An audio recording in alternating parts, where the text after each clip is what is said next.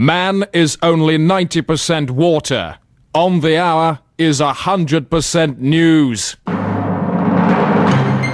On the hour. Such is politics. It's a painful business. On the hour. What you mustn't do in politics is listen to people. It's a painful business. Such is politics. People can see with blinding clarity. I know that it's better to light a candle than curse the darkness, but it's better still to switch on the electric light. On the hour with Christopher Morris. Well, I must say, directly beneath the lid, The headlines. oblong planet proves time is yellow, say physicists.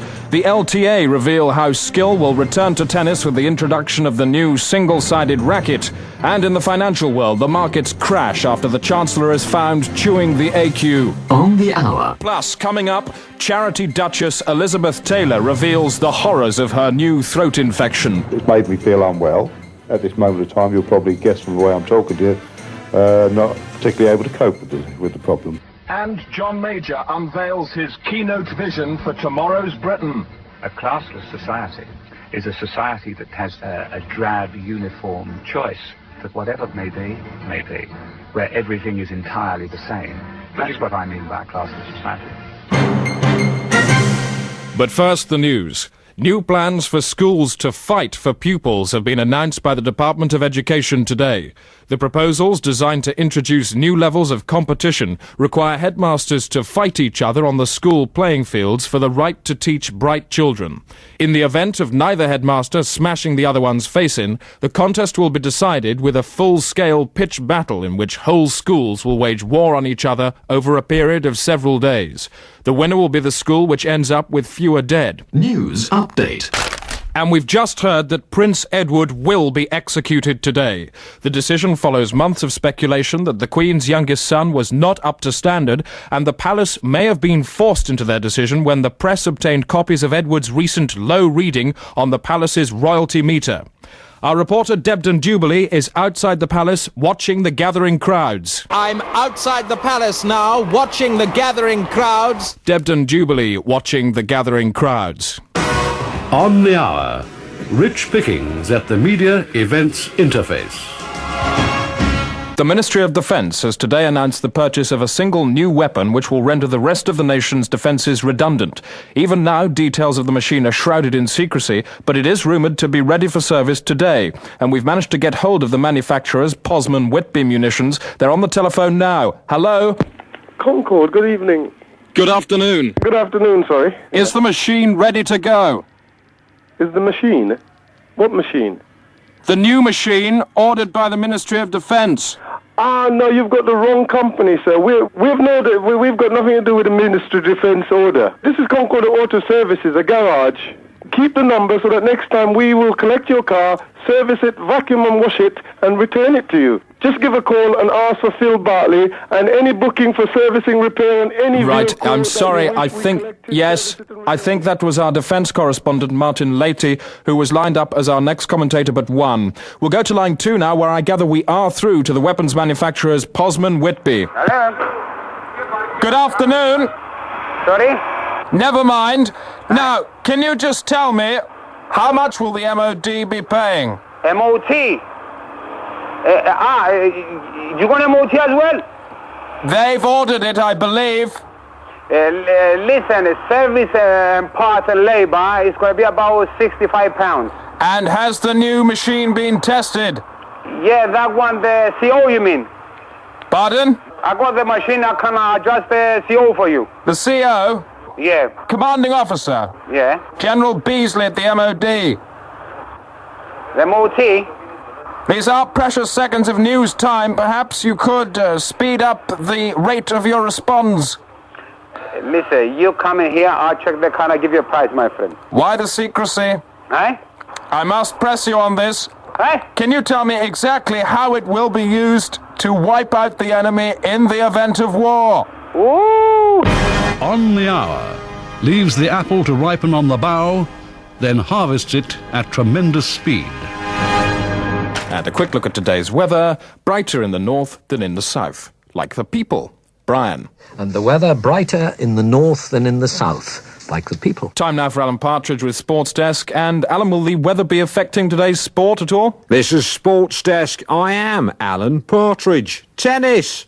Last night saw Gabriella Sabatini win the final of the Quarterman's Challenge. I caught up with her soon after her triumph. Gabriella, it's a great sort of honour for me to meet you at last, and got a lot of you on tape at home, a lot of videos that I can't help watching again and again. Nice to meet you. How do you feel? You've won the tournament. What do you feel about that? Tired. It was difficult, and Steffi's obviously a great player, but on the day I won. A lot of people say you won on the kind of catwalk as well, in a sort of a girl, attractive kind of way. I mean, no? No, it just, Steffi's a great player, and it's just a question of who wins on the day. You know, you're not an unattractive young lady, and you played a great game, certainly. Your tennis is good too, that's not unimportant, and I think you've done a lot of a big service to your country, all that kind of sort of the differences that have existed in the past. I'm sort of thinking maybe the General Galtieri. Have you ever met him? No, I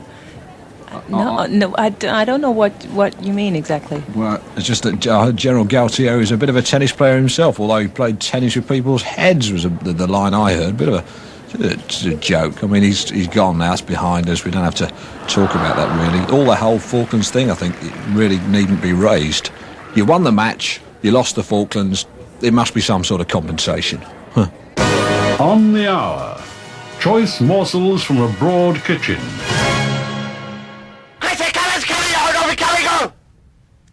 And I'm just hearing that the royal procession for the execution of Prince Edward is about to depart.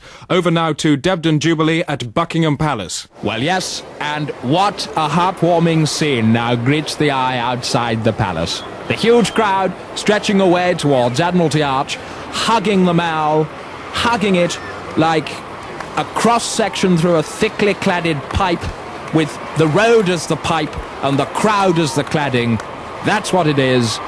And you know, there's a great sense of joy here today. Joy, I suppose, for a young man who's finally found purpose and honour.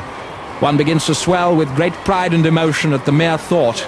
I know if I were a balloon, I would undoubtedly be a red one. And I think the same goes for my colleague, Peter's Sisters Christmas, who's in the crowd at the moment talking to some of the many people who've been queuing here all night. Hello, Peter. That's right. Now, hello there. Hi. You've been down here all night waiting. Has it been chilly? Big one? You've been out here all night waiting for the Prince, haven't you? No, I haven't been up here. Yeah. And you'll be waving at the Prince as he goes past? I very much doubt it, because I've got so much to do at home. But you're glad to see what's happening to him today, anyway? Well, what is happening to him? He's going off to be executed at Westminster Abbey. Oh, is he? What prince is that? Edward. Prince Edward? Oh, well, he'd be no loss. He'd be no loss. I'm afraid I'm a royalist, but where he's concerned, I'm a roundhead. Why do you feel that way about him? Nyeh. Well, first of all, he's a bit wishy-washy, isn't he? You know, he's not my idea of a... Perhaps I'm a little bit gung-ho, you know, having been 22 years in the army, but I think Edward's a little bit of a fairy, really. Peter's Sisters Christmas, an extremely broad thank you to Peter. And there's the word of command from the Sergeant-at-Arms.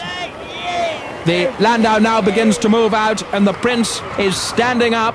He acknowledges the crowd, who salute back, many of them waving enthusiastically with one arm, while the other describes sharp strokes across the neck and the tongue protrudes from a smiling mouth. Well, what about that? Proud moments these, you know, and every one of them proud to be proud too. And we'll return to the scene of this moving occasion as soon as Edward has been hauled all the way down Whitehall to his final appointment in Westminster Abbey. On the hour. Time now for a thought or two from Monsignor Trebe Lopez. Last week I was on the hillside tending my flock of sheep, and I noticed that one of my sheep was missing, and I risked leaving the whole flock to rescue that one sheep which had fallen off a cliff onto a ledge and hurt itself quite badly. And you know, that incident reminds me of the parable of the shepherd who noticed that one of his sheep was missing, yet left his flock to rescue it. Skip, O sheep, for God has provided you with shepherds. And the speaker in Thought for the Day this morning was the Reverend Dr. John Newton, Free Church moderator for Merseyside. I was accused the other morning of saying Merseyside. Somebody wrote, "Is this a new ecclesiastical see?" The time now is 8 minutes to 8. Now this week's On the Hour special feature. With only 32 weeks to go before Christmas, care for the elderly is causing concern on the agenda once more.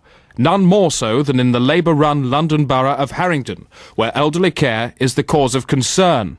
Our reporter Dawn Sentinel visited the Harrington Old, and her report opens with an appropriate song. Where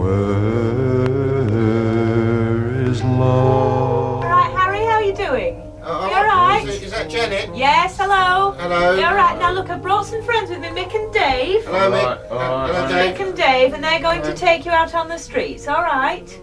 82-year-old Harry Thompson being evicted from his home, not by the bailiffs, but by the Labour-run Harrington Borough Council Social Work Department. Council leader Chris Collick explains why. As you know, in the Borough of Harrington, we have had to abandon the free teeth at Christmas scheme, which was a very popular scheme. And we have replaced it by a scheme of rounding up elderly people, and we are taking them from their homes and putting them in boxes in the streets. The point is, John Major won't be sleeping out in a box this Christmas. You know, and that's the point that we're making. John Major won't be sleeping out, the Cabinet won't be sleeping out, but in Harrington, thousands of old people will be sleeping rough. And we want to know what the government are going to do about it. Before I ask you a little more about your arrangements, may I just ask, will Chris Collick be sleeping out over Christmas? I don't see the point in any more people suffering. Socialism is not about everybody coming down. It's about everybody going up to a certain level, but a level that isn't ridiculous. What sort of arrangements have you made? Well, the same as usual. I'll be staying with my mother in Leicester. For the pensioners of Harrington, there will be some hope on Christmas Day.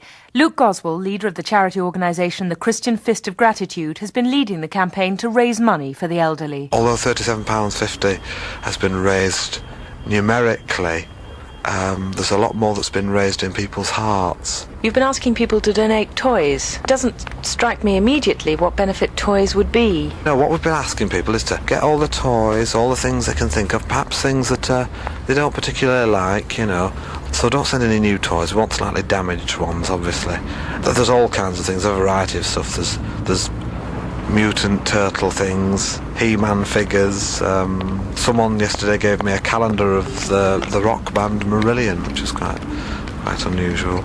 And all these things we'll give to the old people, and hopefully they can, I don't know, they can either hang them up or sell them. There's going to be a rally, and this will be a march. Many, in fact all of the old people will be marching too.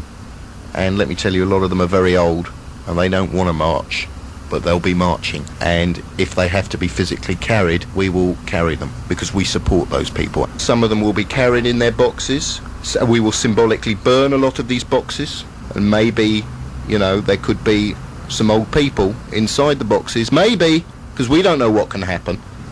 You're going to burn old people at Christmas. I'm not saying we are going to burn old people. I am saying that old people may burn.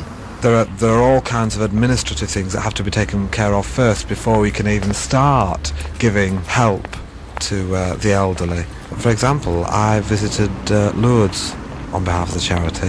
That wasn't cheap, I can tell you. When I was over there, you know, I went in search of answers.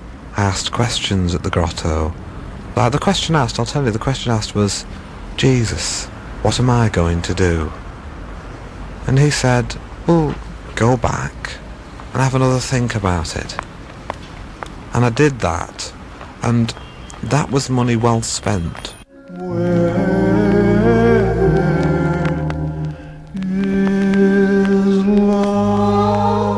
But 82-year-old Harry Thompson has his own vigil, a vigil with a box at midnight. Right, we got the box then, lads. Yeah, right, here we go. Okay, all right, Harry, we're off then. You coming? Come on. Come on, mate. Come on, my old trooper. Come on. Going out the bridge, a lot of traffic, a lot to do there. Bye, house. Bye. Dawn Sentinel with that disturbing report. On the hour, holding up a net in the strong breeze. And just ahead of the time, let's join the continuity announcer to find out about programmes later today on Radio 4. At 10:45 this morning, there's another chance to eavesdrop on the Welsh. I don't think Swans is very Welsh, really. No, not really Swansea- very Welsh. You There's know. no Welsh sound It's in the not. word It's not ever so Swansea. Welsh. No. There's no hair in Swansea. No. I tell you one thing. When I was a kid, our Christmases in Cardiff, now this is a very Welsh thing. We always used to have a tree. Always had a tree. We had one too, and it was very nice, part of a tradition. And we didn't have knees in those days.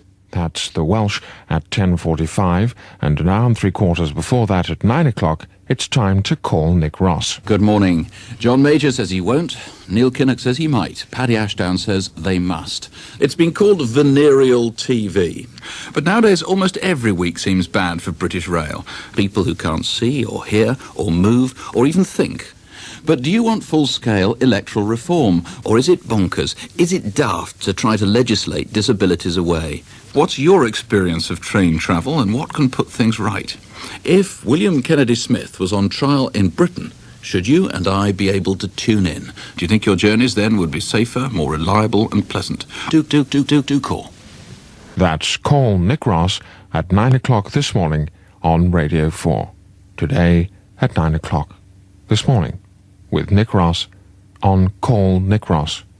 Today on Radio 4. Produced by Nick Utekin.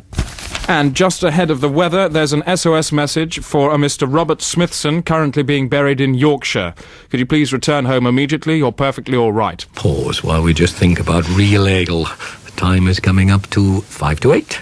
And now just 7 seconds for the weather. Chester Mint at the London Weather Centre. It's been something of an appalling week, hasn't it? We've needed hats and coats and woolly scarves to protect ourselves against the somewhat torrential downpour that we've experienced. In fact, I remember that Wednesday was an umbrella day, was it not?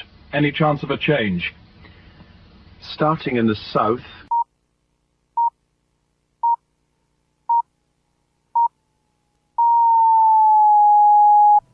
Lift off! This is On the Hour. Wake up and smell the news. Coming up, the Coventry hairstylist who had a brush with the Pope. He came in here and he knelt down over there and then out of the blue he said, "Can I have a wash and rinse?" And in that context, we use the word brush in the sense of encounter and how time is running out for all of Derbyshire's cats. There's nearly 2,000 of them in there, and if something isn't done soon, someone is going to switch on the crusher. But first news, it was disclosed this evening that for 48 hours last month, Argentina's affairs of state were in the hands of a 42-year-old bricklayer from Durham. Todd Gallagher, who had been queuing with other tourists to see President Carlos Menem, finally walked into the head of state's chamber to find him slumped dead over his big desk. Using his initiative, Gallagher took up the reins of office and ran the country single-handed while diplomats used the telephone to talk him through complex trade negotiations with the International Bank and a series of billion-dollar arms deals before a successor to Menem was found. Gallagher was rushed to hospital after his ordeal, but has vowed to have another go as soon as he's fully recovered. Abroad. And if you imagine On the Hour as a little man standing on the British mainland who's just cast his net as far as America, then he could probably do the next bit left-handed, since it's to Europe we go for Euronews with Eurespondent Jacques Off, le premier type sur Radio Wow FM. Sur l'heure, Euronouvelle avec Jacques Off. Ok, et hyper bonjour, je suis Jacques Off, le premier type sur Radio Wow FM avec tous les rock et tous les rôles, le Maximum Time Check et les nouvelles. Je suis l'homme avec le doigt sur les légumes. Les étoiles du monde. Showbiz. Aujourd'hui, la nouvelle exclusive du Maxi Punch-Up des personnalités cinématiques à Cannes. La grande bif a commencé avec un contretemps entre Jean-Michel Jarre et Brigitte Bardot. Monsieur le keyboard conduisait son Cadillac le long du promenade quand, tout de suite, un des chiens de Brigitte a couru au milieu de la rue et fouac, l'animal était mâché dans la grille de radiateur. Vraiment, la voiture était un bitch magnet, hein? Et en face de cette tragédie, la Brigitte, qui venait de visiter au séjour plastique pour sa 9e ascenseur de visage, a crié « Mais Monsieur Aperture de derrière, allez-vous faire une compilation avec vous-même? Furieux, le musicien a fait le maxi workout. Il est descendu de son automobile, a couvert les cheveux pubiques de Brigitte avec SO Blue et lui a donné le flambé de Beauvoir. C'était le signal pour Cock Douglas, toujours le salaud, de se jeter au milieu de fracas et kick-ass. Puis Gérard Depardieu, se croyant le peacemaker, a crié « Arrêtez au nom du pape !» Et tout le monde a répondu « Taisez-vous, grande blouse de fille !» Et lui ont battu jusqu'au milieu de la semaine prochaine. Les politiciens se biffaient aussi. Monsieur Le Pen était naté par Jacques Delors et toute la nuit, les célébrités se soquaient et s'en frappaient la merde. Et heureusement, il y avait seulement une morte qui était Vanessa Paradis, qui était tuée et mangée par les chiens de Brigitte Bardot. Sur l'heure, Euro Nouvelle avec Jacques Oeuf. Oh voilà, Jacques Oeuf. And back home now to our live coverage of the execution of Prince Edward. Debden Jubilee is in Westminster Abbey awaiting the start of the ceremony. And so the Archbishop, wearing the white robes of dispatch, prepares to make the declaration of innocent remorse. I, slave to God, chief hound to your majesty's kennel, do tender my remorse in the headstand of perfect sorrow. He now delivers the rest of his address, upside down. Dear Lord, turn not the fearful corrugation of thy frown upon my unworthy lid, but accept the innocence of my office as I paddle my feet in the anguish of odious necessity. The bishop waves his legs about, sadly. And so I pray. God power my plunging blows. Amen. And with an elegant backflip, the bishop stands again to collect the tools of execution. The bodkin that lanced King Henry VIII, the chalice of amyl nitrate, and the bludgeon of Thomas a Becket. And now we await the merciful act.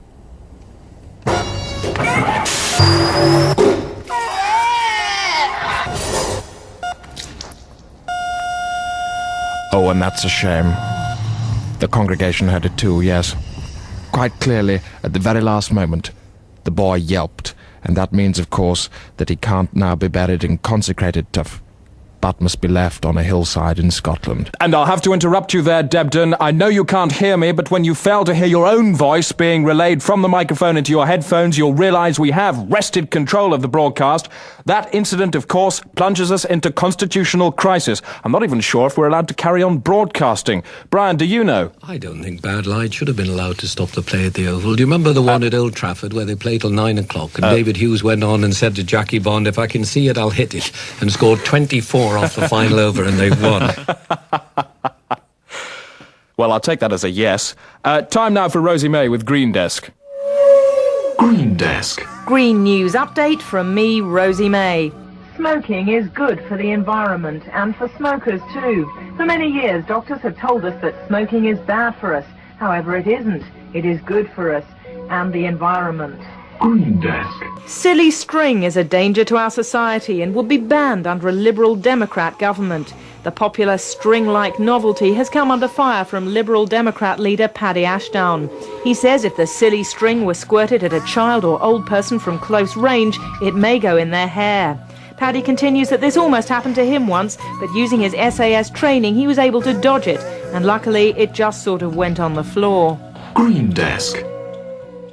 This is Sports Desk. This is Alan Partridge. Badminton. The international badminton event starts tonight, and Britain's hopes rest with two talented Ipswich girls, Jo Berrington and Kathy Long. I caught up with them near the net. Tell me about the game. Do you feel good about it? Well, we won. Yeah, it was a really good game. They were very thorough, but we gave them a good game and we're very pleased. Yeah, I was just watching you. You look great. It's you've got to admit there's a bit of kind of comedy and a bit of sort of humour, and I suppose you've got to have a sense of humour when you're playing a game that you use a shuttle. What is it? A shuttle what? A shuttlecock. Yeah. But I suppose you get that all the time. You're probably bored of it. Bored of what? Cock. Oh, I see. Right. Oh, you know, shuttlecock. Yeah. No, we don't. No, people don't really mention that very much. It's No, they usually don't because really, it's unless not they're called really- a cock. It's a shuttlecock. Yeah. So it's not really that funny. Yeah. Doubles. Do you like playing doubles? I think we like playing together. Really, we've got Playing a lot of with, rapport. Playing with each other. Absolutely, yeah. I mean, we've got it's a Quite good team. Not Joe can bump do the into things each I other. can't do, and I can do the things that Joe's not so hot on. Yes. Yeah. Yes. So listen, you're there. You're in the shower. I mean, bit of horseplay, I guess, must happen now and again. Oh yeah, a lot of joking about. Muck around, you know, yeah. get the bubble bath out. I wouldn't The old mind. wash and go jokes, you know, all that stuff. Yes, wash and go. Yeah, I wouldn't mind watching that. Yeah. Sometime. Well, you have to come and join us sometime, Alan. Yeah. Right. Well, I'd like to. When? I mean, when? Oh well, anytime you like, you know. The door's open, Alan. You know. No, come on. I mean, when? When's our next match then? Well, next Saturday. Yeah, Milton Keynes next Saturday. See you there. Should I meet you in the changing rooms, or what? Should I just go meet you after the pitch, or after the match? You talking about for an interview? You wanna? No. You know, for the showers, like you said. In the You shower. want to come into our showers after the match? You just said, didn't you? Yeah, but we were joking. Oh, come on, you know. No, you come on. What are you saying? You want to come into our showers and watch us shower? Is that what are you? Just trying to be friendly, that's all. Just Yeah, but I having mean, a bit of this a is joke. actually, you know, it's a professional interview. We were told. Yeah. Well, It that's is a what we were professional. told. What's wrong with you? What's wrong with you, mate? I think that's a question you need to ask No, yourself what's very wrong with seriously. you? Terry, get this man out of here, would you? A couple of spunky ladies. On the Hour never balks at issues from which other news programmes might well shrink. And I gather now that the royal family is about to emerge onto the balcony. Debden Jubilee is fairly proximal to this exegesis. And here they come. The crowd has brought the family out for the traditional wave. They're shouting for the prince. We want Ed, they say. And here he comes. Yes, there it is. The corpse waves, its arm being wagged furiously by Prince Harry. Well done him. And don't forget the head, of course. In the past it would have been tossed into the crowd, but this week, as we know, it's being offered as the star prize in the Times Royal Spot the Head competition, using exclusive pictures from today behind the Abbey screen. The prize of the century. Prince Edward's head in your choice of 3 consumer durables. Ed in a bottle, a beautiful ornament and a touching tribute. Ed's head is suspended in green oil and filled with a variable buoyancy gas for restful bobbing. The ultimate facelift. Ed's face is lifted off, rubberized and adapted to fit your dog. Down, Ed, down. Or you may prefer the patent desktop Ed Head stamp clicker with protuberant tongue and saliva reservoir for family contributions. Ed Head, tomorrow, only in the Times. And that's it. 934 years ago today, Macbeth was killed in battle. I thought you would like to know that. Good morning. Closing music. And just time to cruise the headlines in tomorrow's papers. Horizontal tourist floats out of fridge. That's the Times. The Sun go with Hello Kids bellows flattened toad, while octogenarian fire eater in frazzled hat mistake is the lead in the Hackney Ruler. The Express have No one can repossess my choir, cries vicar, as bailiffs repossess choir. And the Wheeler cartoon in tomorrow's Independent has a picture of the Home Secretary saying British justice is now fairer than ever, and the caption, no it's not, it's badly in need of review. That's it. I may be going, but in news, of course, there is no maybe. So yes, going I most definitely am.